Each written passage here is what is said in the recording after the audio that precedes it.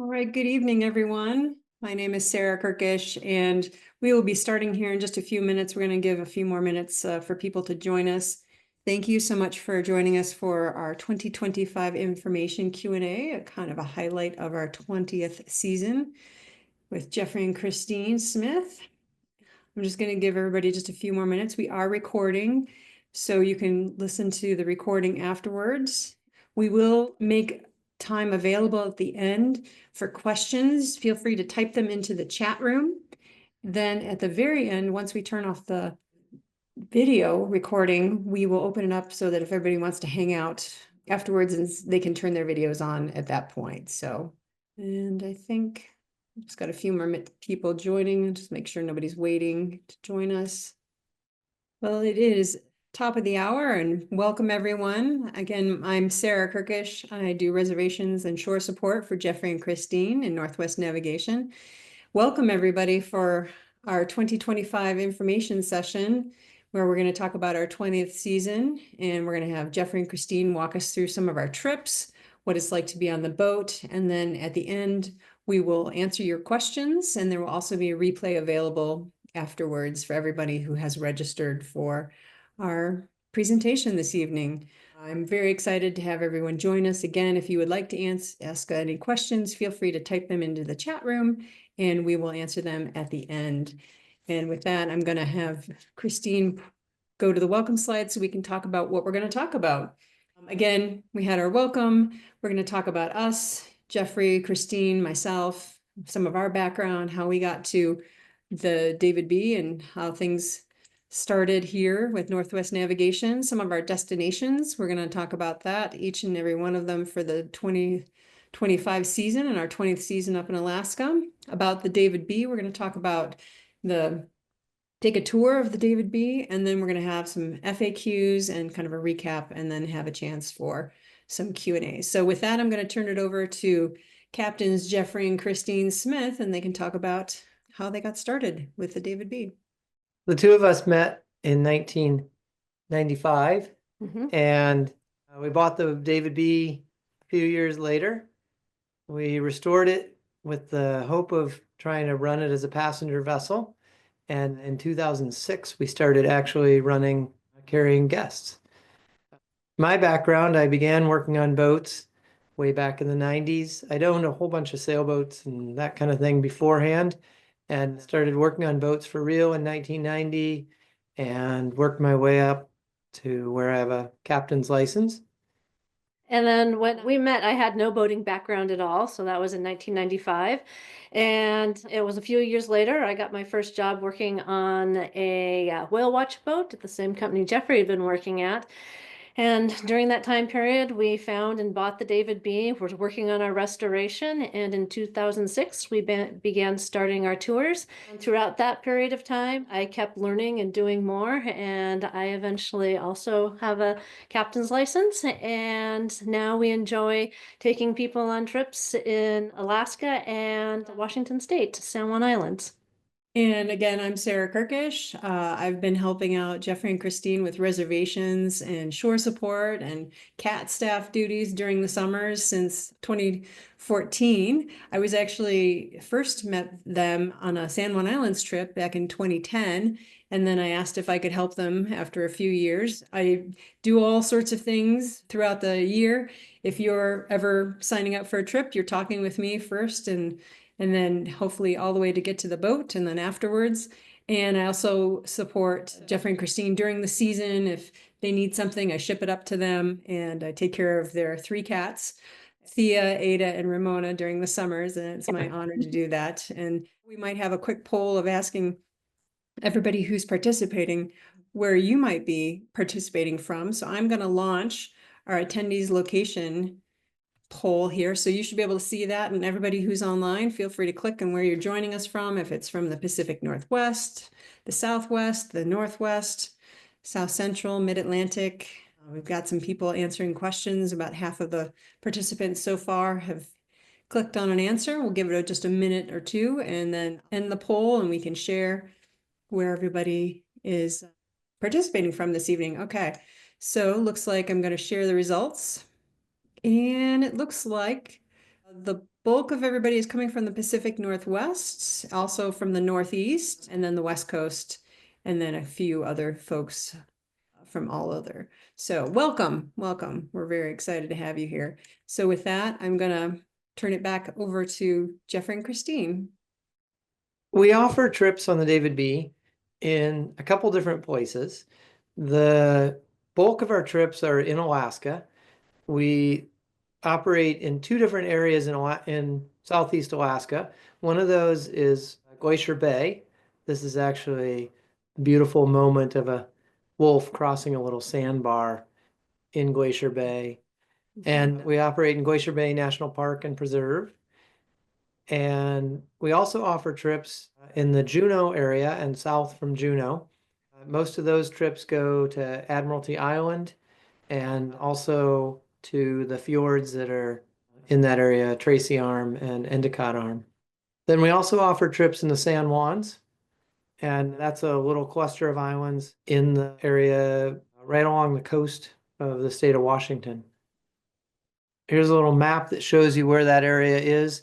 So up here, this is the area where Glacier Bay and Admiralty Island and Juneau are. And then down here, this is the area that is the San Juans, right between Vancouver Island and the state of Washington. And I'm going to talk a little bit about the 4 basic trips that we have. So the first trip that we have for this year is from Misty Fjords National Monument, and that is out of the Ketchikan area. The next area that we're in is what we call Alaska's Inside Passage, and those are all 8-day trips, and they are south of Juneau, kind of in the mainland area, and that has some tidewater glaciers, and then also Admiralty Island that has some beautiful old growth forest, as well as the highest concentration of coastal brown bears. And then Glacier Bay, like Jeffrey just talked about. And then, of course, the San Juan Islands in the fall is the next area that we're in. And they're in Washington State, sort of kind of north of the Seattle area. And Misty Fjords. You want to talk about Misty Fjords a little? So we started offering trips in Misty Fjords, shorter trips, because the area is not as big as the area that we cruise for any of the other trips. And these trips go into the National Monument, Misty Fjords National Monument. And that area is just outside of Ketchikan. And it is kind of interesting because it's the same fjords and steep-sided, beautiful scenery. And also we can go all the way up to the end of all the fjords there because that area doesn't actually have any of the tidewater glaciers. So you can actually see what it's like at the end of one of these fjords. And there's lots of good wildlife in that area. We've been really lucky to see lots of brown bears, black bears, and humpback whales. Yeah, lots of humpback whales in that area. Occasionally on those trips, we've seen orca whales as well. Yeah. So I put together, between each of these trips, I put together some highlights. Most of the images you'll see were taken from 2024. And so why don't you enjoy this one, which is last year in Misty Fjords.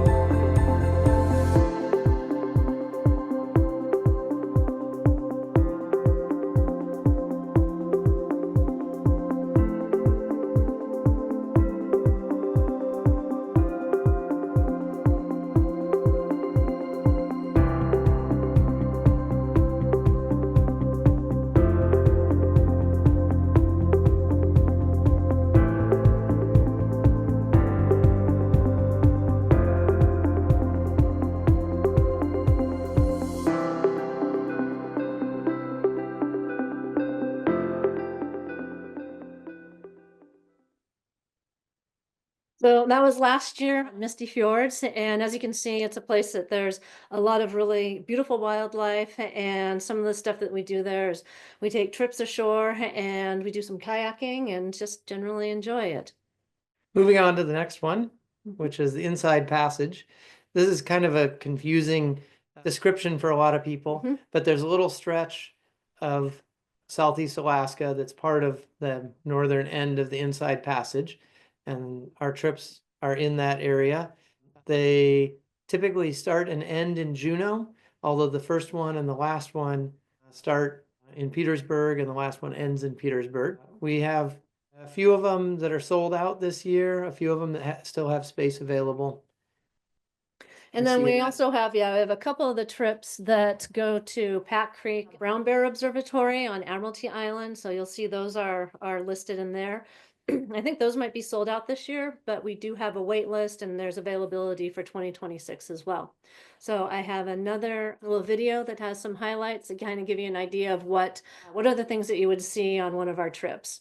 In this area, we definitely focus on seeing whales and bears, Mhm. and then there's always, on every trip, we go up and spend some time in front of the glaciers.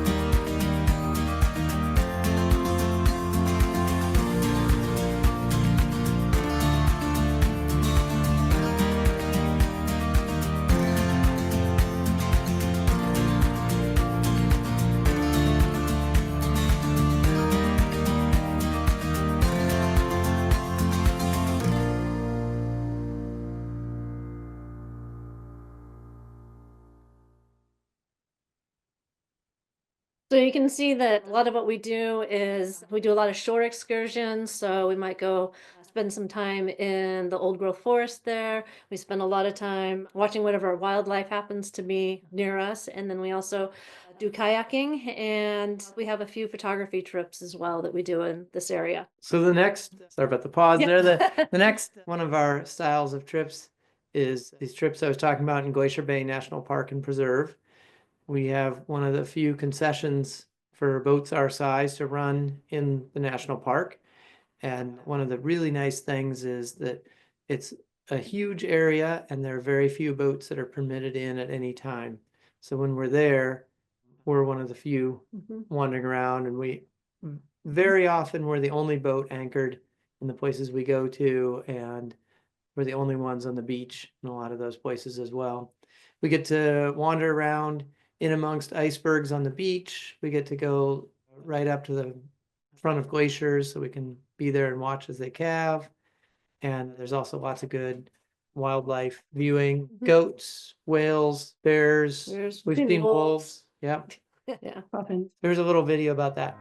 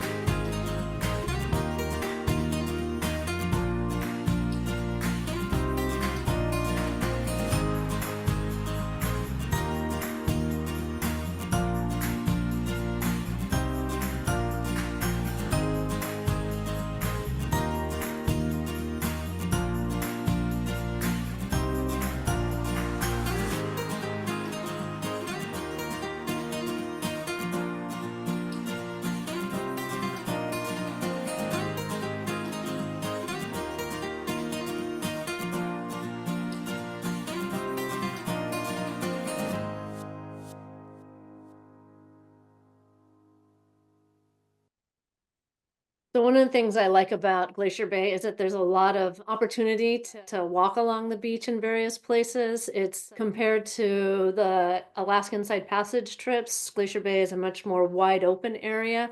And so, like you could see that last picture of the group there, that we all were able to walk up to this glacier and get close enough to it, safely close enough to it, and really enjoy just feeling how big a glacier is. So that's always a lot of fun. That's one of the things I like about Glacier Bay, is that there is a lot of access to these tidewater glaciers. And then our last area is the San Juan Islands in Washington State. And so we'll talk a little bit about those. These are all 4 and 5 day trips.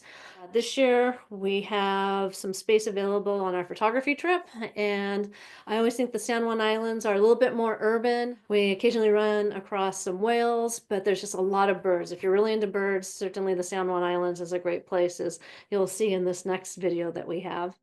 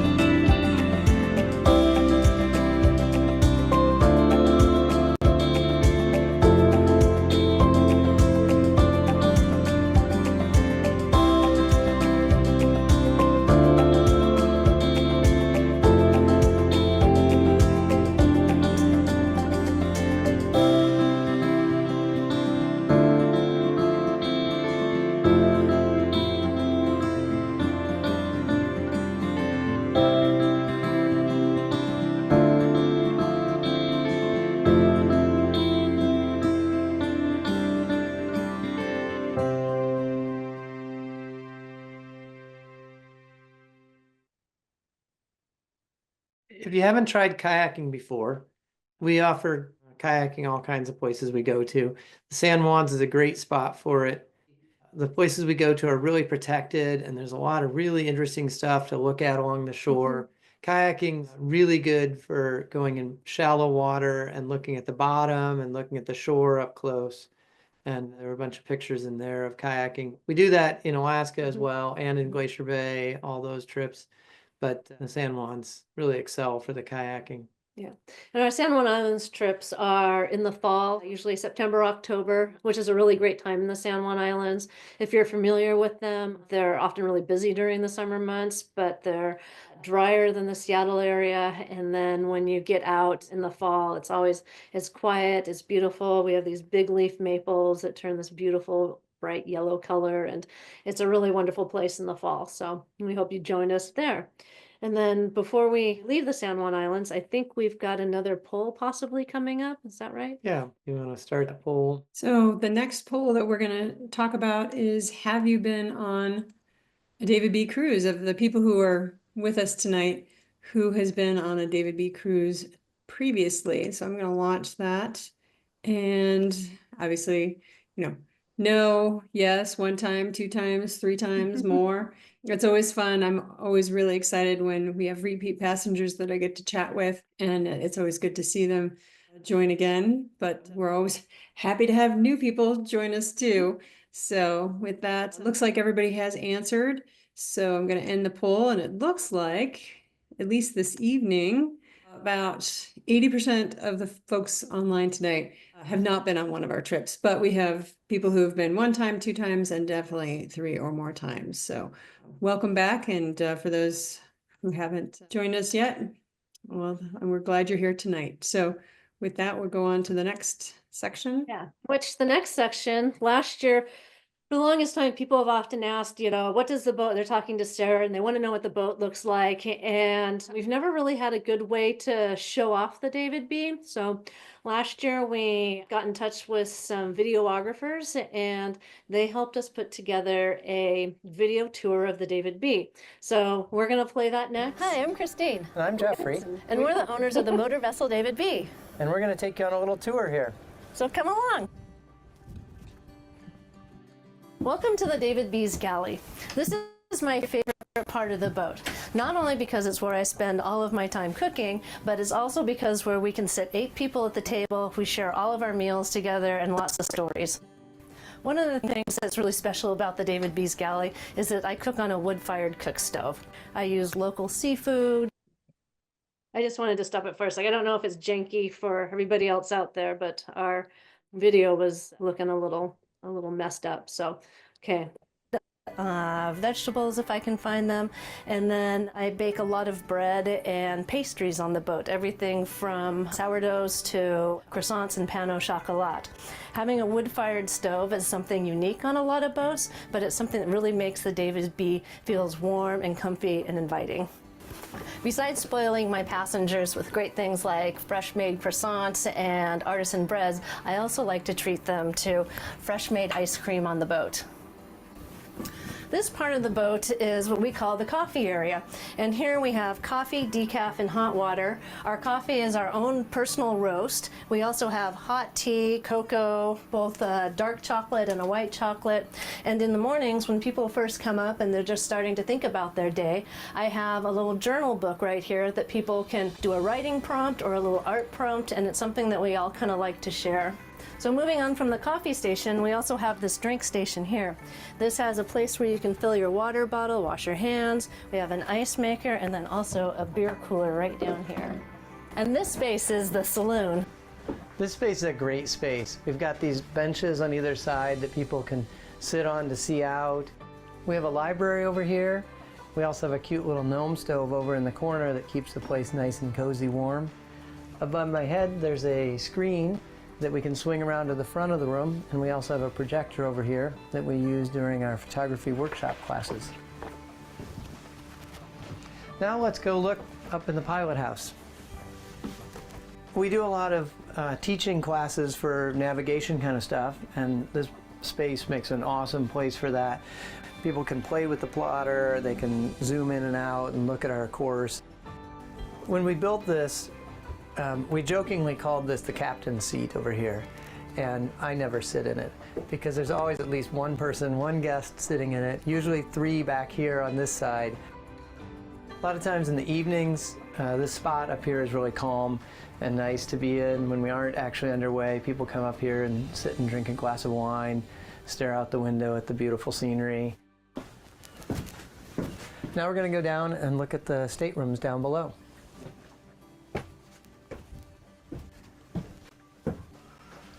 So this is the forward head. We have a bathtub with a shower, and we also have a toilet and a sink in here. So this is the Kita stateroom. It has 2 bunks. They have their own little sink, and they have a head over here. The next cabin back is the Chinook cabin. This cabin has a convertible bunk. It can be either made up in the twin bunk arrangement like it's in now, or we can move this lower bunk up and make it into a queen size bunk.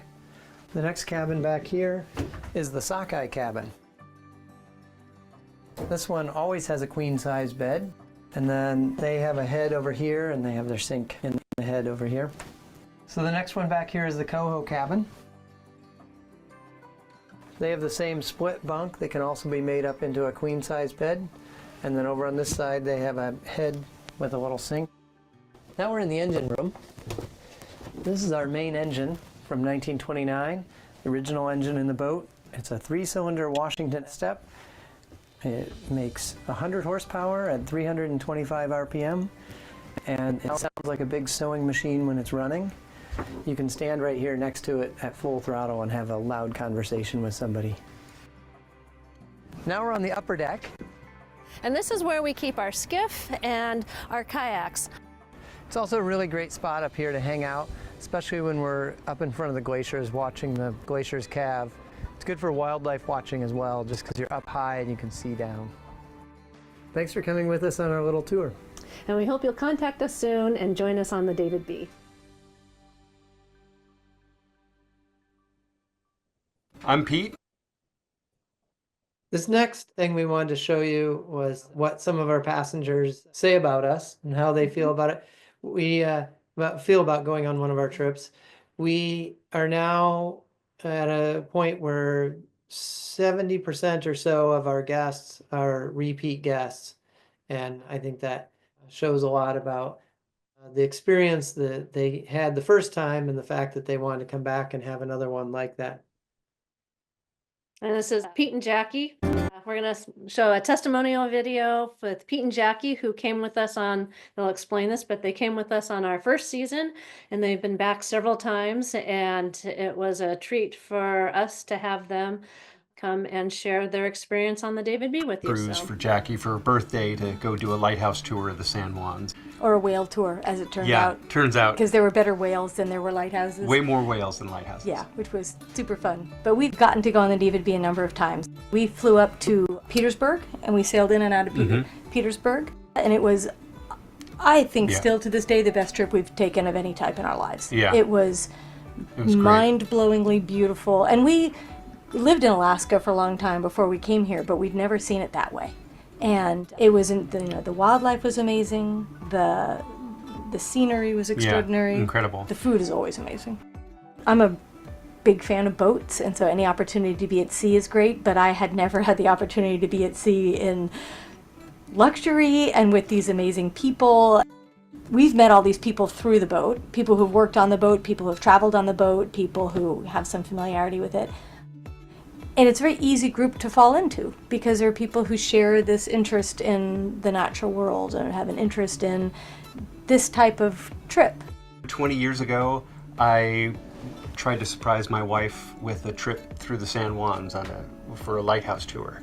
And now 20 years later, we've had so many more trips. We have such great friends, deep friendship that is just irreplaceable with not only Jeffrey and Christine, but all the people who love the David B.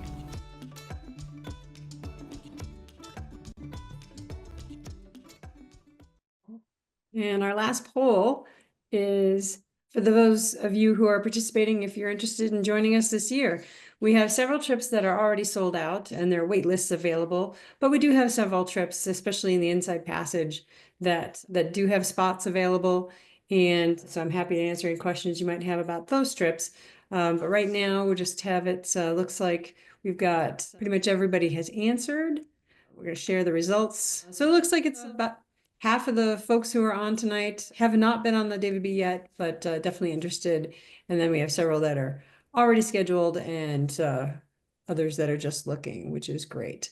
So with that, I'm going to close out that poll and we can go on to the next section of the Which I presentation. think is going to be, when the next slide comes up, it's going to be that we have shared what we want to share, and we're going to have our question and answer up next. And so if you have any questions, now is your time to ask them, and we will be happy to answer them. Everybody again is muted and with their video off at this time, but we do have a group chat going down below. So I would encourage everybody to type in any questions that you might have about what it's like to be on the David B. Feel free to type them into the group chat. I would say that what we normally talk about when people ask me what's it's like to be on the cruises is the nice thing about it is everything is included in the pricing. It includes food, a modest amount of beer and wine, skiff rides, going ashore. Pretty much once you arrive on the boat, there are no hidden costs, crew costs and trips. The only thing it doesn't include is crew gratuity and of course, getting to the boat. So, your flights or your hotels. And we always recommend that you fly in the night before. And then typically we get back to port about 1 o'clock in the afternoon. And so then, you can fly out that same day, but we recommend that you fly out after 3 o'clock. So looks like so far we've got one comment from Mark about nice presentation. Thank you, Mark. Stuart Rossman has raised his hand. Feel free to type in your question. And just Stuart's question here, booked for Glacier Bay in June and July 2026. Already excited, but after seeing the videos, really can't wait. And so we're very happy to have you guys join us next year. And that's not uncommon for people to look at trips on the David B and sign up, especially Glacier Bay. We're already sold out for, unless it's a photography workshop, we're already sold out for our trips in Glacier Bay this year. So if you are thinking about Glacier Bay, now is the time to start signing up for that. And a question about food allergies, gluten and dairy, any problem accommodating? I'm going to let Christine answer that one since she's the chef.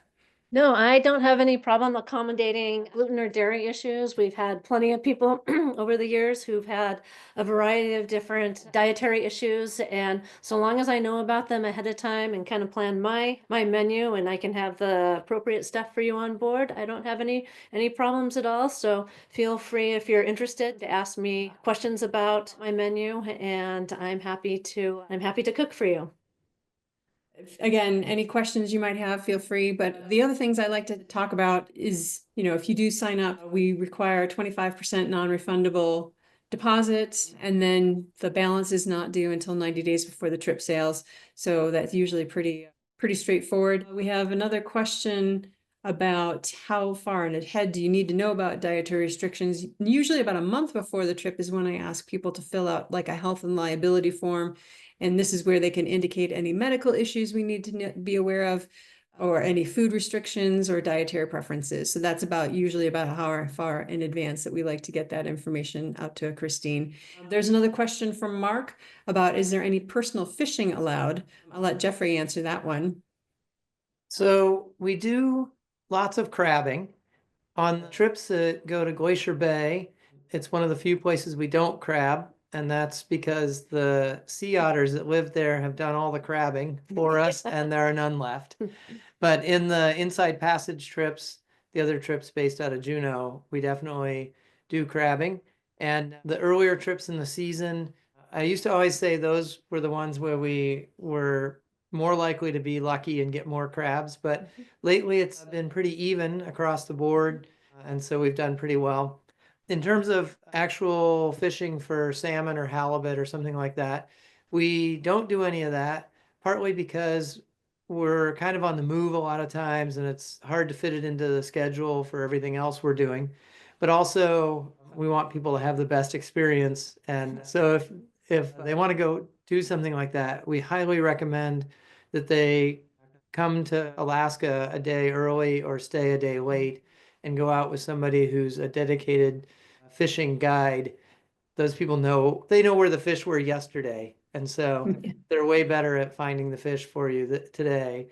And they also typically operate in one smaller area, unlike our sort of touring around kind of thing where we aren't as tuned into where the fish are.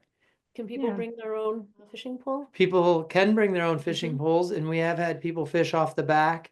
But Predominantly flounders is what they catch. Maybe some of those bullhead sculpins is another thing we've seen, Yes. and a couple of sea anemones and a couple sea stars too. And the one thing we can't do is halibut fishing. That whole system is regulated, and we don't have one of the permits to do that, to take people to do that. If there are any other questions, the other things that I like to tell people about, what is it like being on board? What should I pack? You know, we certainly have information in our FAQ pages online. I like to recommend, my favorite recommendation is bring slippers. Because you might have seen in some of our videos, we have people wearing galoshes, and we provide those galoshes, waterproof boots to go ashore. We just need to ask for your shoe size beforehand. But then when you're on the board, then I recommend indoor-outdoor slippers so that you can be cozy in the saloon area or the galley. But then if there is a wildlife sighting, you can go out on deck and see that really quickly. And then for the most part, it's wearing layers. Obviously, it rains a lot in Alaska, so we recommend you bringing rain gear, both raincoats and rain pants, that sort of thing. And then really, it's just the trip is what you can make of it. It's a very slow pace. We anchor every evening, which I think is a unique and special part about being on the David B, is because, you know, we're underway, but then when we get to our anchorage, then it's very quiet. You can go kayaking, you can have a drink up on top of the roof and enjoy the scenery. Or in the morning in your coffee when it's just glass calm. You know, those are the things that I think are really special about our trips, and that if we do see wildlife, we can stop. We don't have to just be off to have to leave it right at 9:30 so we can be to the glacier by noon. If we see whales, we're going to stop for whales. Anything more you want to add to that, Jeffrey and Christine? I was going to say that we often get a couple questions about being on board. One of them is about seasickness, and we definitely operate in very calm areas generally. We're never out on the open ocean where there's a big swell, but at the worst it can be choppy. And so if people are worried about motion sickness, we encourage people to bring their own drugs. There are all kinds of different choices, over-the-counter kinds of things you can do. And we also encourage people to test them before they come. But if you don't have any with you, We do have some. plenty of that. And And then the other thing that people often ask about for the cabins down below, and I think that video is nice because it kind of explains some of that, but they're worried that the spaces are small down there, and that is true. But you really, other than sleeping, you aren't going to spend much time down there in that space. Most of what you want to see is up on deck. We have had people that have had claustrophobia, and they've done okay on the boat as well. And every cabin has, as Jeffrey showed, a private toilet and sink, but also they have a porthole. So there's some fresh air. We have air purifiers, that sort of thing. So unless there are any other questions, we're going to end the evening and then open it up for those who want to chat with Jeffrey and Christine afterwards. Thank you again for joining us this evening for a preview of our 20th season in Alaska and the San Juan Islands.